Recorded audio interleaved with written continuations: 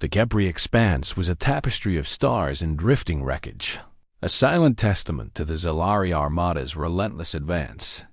On the bridge of the Tethys, flagship of the once mighty Coalition of Five, Captain Yara Solon stood rigid beneath the staccato pulse of red warning lights. Outside the panoramic viewport, streaks of plasma lanced through the void, each one a death sentence for another world in our alliance. Lieutenant Koren's fingers flew over his console. 2 more planets. Just fell, Captain.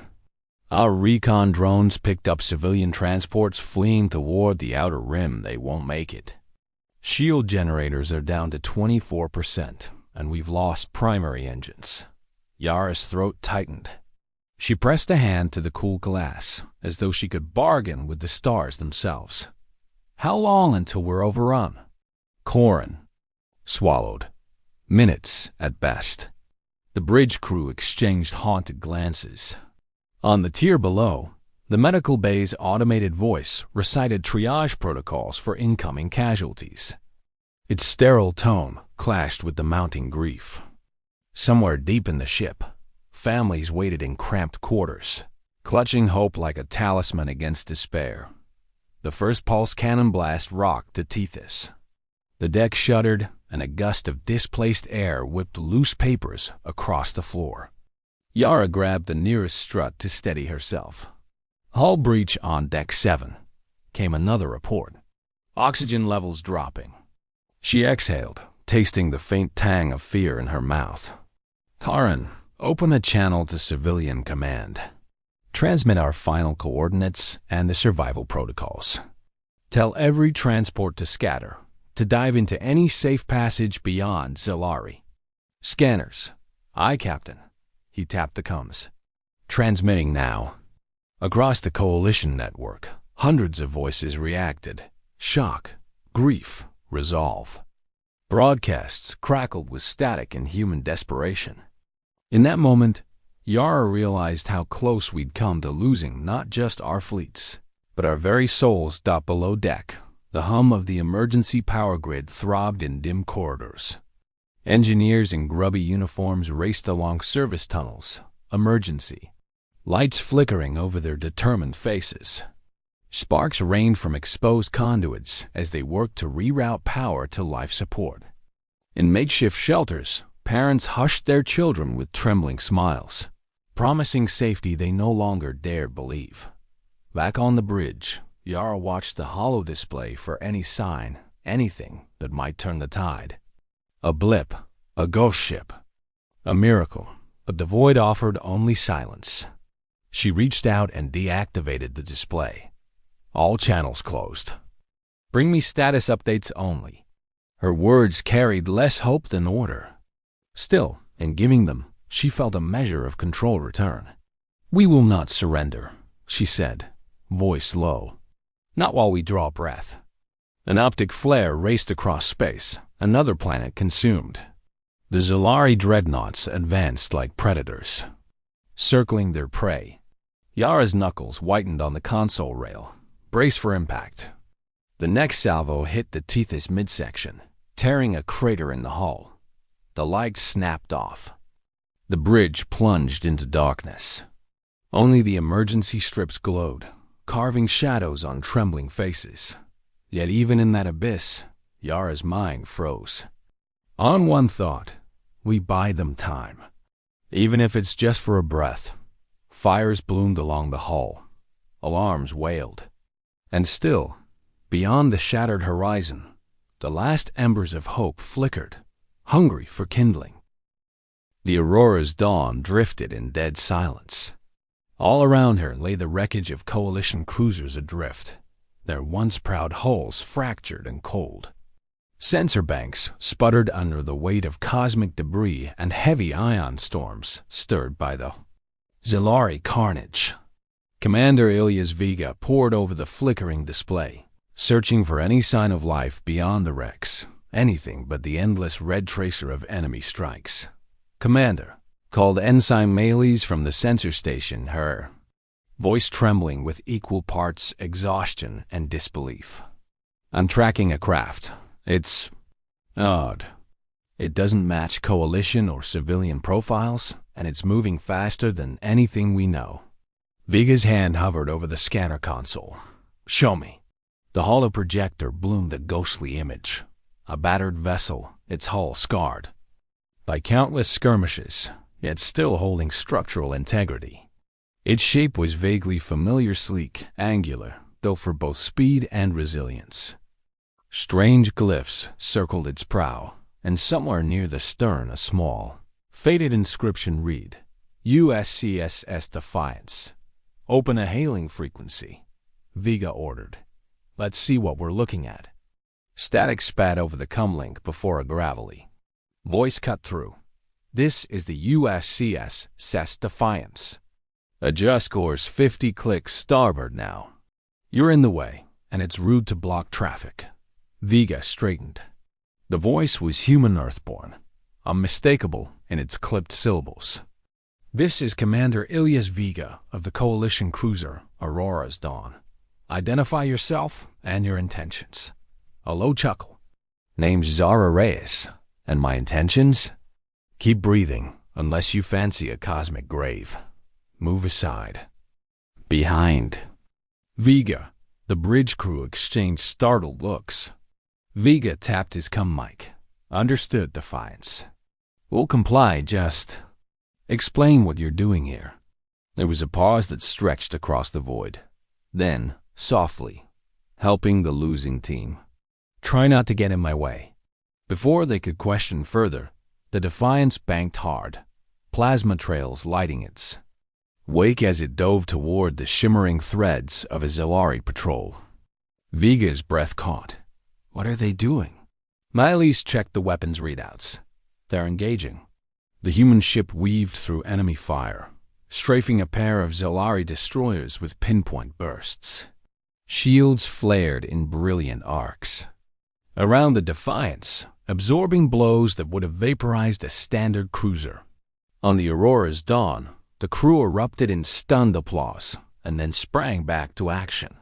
Sir, said Lieutenant Wren, they're drawing fire away from Lys. They're baiting the Zellari. Viga nodded. Prepare intercept boats board that vessel if we can. Down in the hangar bay, a skeleton boarding party hastily armed themselves. Their boots clanged on metal grates as they clambered into assault. Shuttles. Above them, distant flashes marked the Defiance's daring maneuvers, flips and feints around colossal Zellari dreadnoughts. Minutes later, the boarding shuttles docked. Viga led the team through magnetic locks into a corridor bathed in red emergency lights. The air smelled of ionized propellant and scorched plating. Around them, human Marines warned, resolute rushed to reinforce shields and repair systems mid-battle. Coalition engineers hovered at consoles alongside them, passing wrenches and recalibrating circuits dotted at the end of the corridor. Viga found Captain Zara Reyes overseeing a holographic battle map. Her uniform was patched in places. Her eyes were sharp as a hawk's. She barely glanced up. Glad you could make it. If you're here to argue, wait until we blow the Zellari out of the sky. Viga offered a curt nod. We're here to help and to learn. Reyes crossed her arms, surveying the map flicker. Very well. We move at dawn. We hit them where they think they're safe at warp node. Theta 9. Are you ready to punch a hole in the biggest joke the Zellari ever wrote? The Coalition officers straightened, confidence blooming where despair once festered. In that cramped battle room, two very different fleets found common ground. The shared will to survive, and the fierce human stubbornness that refused to yield. Outside, the Defiance roared once more into the void, a single gleaming defiance against the darkness. And for the first time in months, our battered fleet dared to believe that perhaps, just perhaps, the war was far from lost. Dawn's pale light crept across the corroded hangar deck of the Defiance, illuminating huddled figures bent over star charts and grav tables. Captain Zara Reyes stood at the head of the makeshift war room, her eyes red-rimmed but burning with purpose. Before her, coalition officers, once strangers. Now comrades, ran final calculations. We hit the Zalari flagship Varthol at the Karim moonstrike, Reyes said, voice firm. They've overextended their supply lines to create that choke point. If we sever the node and neutralize their flagship, the rest will falter. Commander Vega tapped a projection of intersecting warp corridors. Our corvettes will infiltrate the outer defense ring under cloaking field cover. Mines and M-drones go to Deck 10's reactor shafts. We'll collapse their power grid. Lieutenant Saritha Lorne added. Meanwhile, Squadron Nova repaired.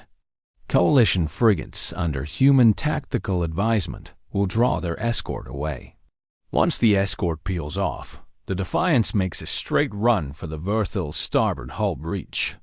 Reyes nodded. Exactly. Timing is everything. 3 minutes between the corvette strike and our charge. We can't afford errors. Across the table, coalition scientists exchanged nods with human engineers. Their previous rivalry dissolved in the crucible of shared survival.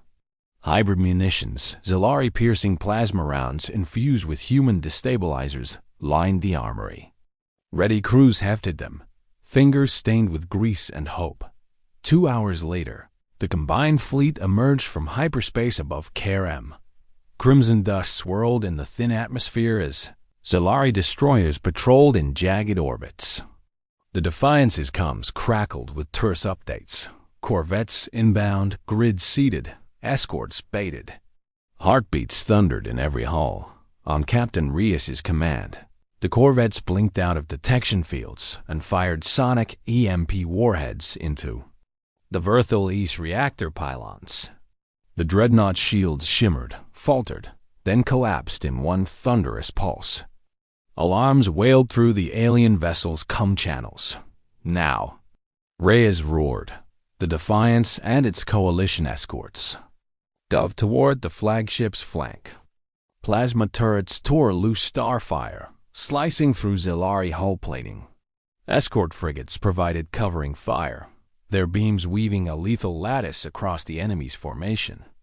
Inside the Varthol, corridors shook with resonance as Captain Solon rescued earlier by Vega led a boarding team through the shattered side ramp. They planted charges on the reactor core, racing against cascading overloads.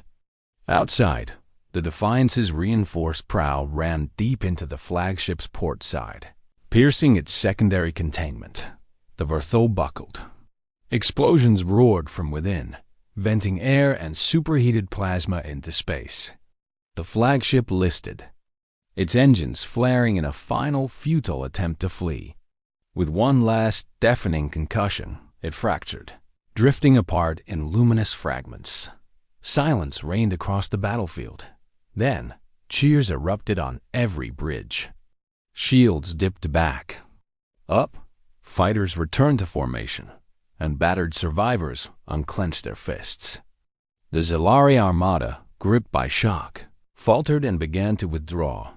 On the Defiance's bridge, Reyes allowed herself a tired smile. Vega approached, hand outstretched. You did it. No, she corrected, voice soft. We did it together. Below decks, coalition crews tended to human wounded. Human medics patched coalition marines, their laughter echoing in the groaning corridors. In the hangar bay, engineers toasted with recycled fusion wine, the harsh tang a small comfort after years of fear. Later, on the scorched surface of Karim, under twin suns breaking through thinning clouds of battle haze, the survivors gathered. Captain Solon stepped forward, coalition standard in hand. Beside her, Reyes raised the battered USCS Defiance pennant. Solon spoke, voice resonant. Let this day mark not our defeat, but our unity. We were crushed once by every fleet in the galaxy, yet here we stand, bound by hope and human defiance. May no enemy ever underestimate what we achieve when we fight as one. The crowd saluted. Holobeacons traced arcs of renewed alliance into the sky. Somewhere amid the cheering, a child released a cluster of luminescent drones. which spiraled upward like a constellation reborn. And so, in the ashes of despair, the Defiance did not fall, and with it, the light of hope blazed across the shattered horizon once more.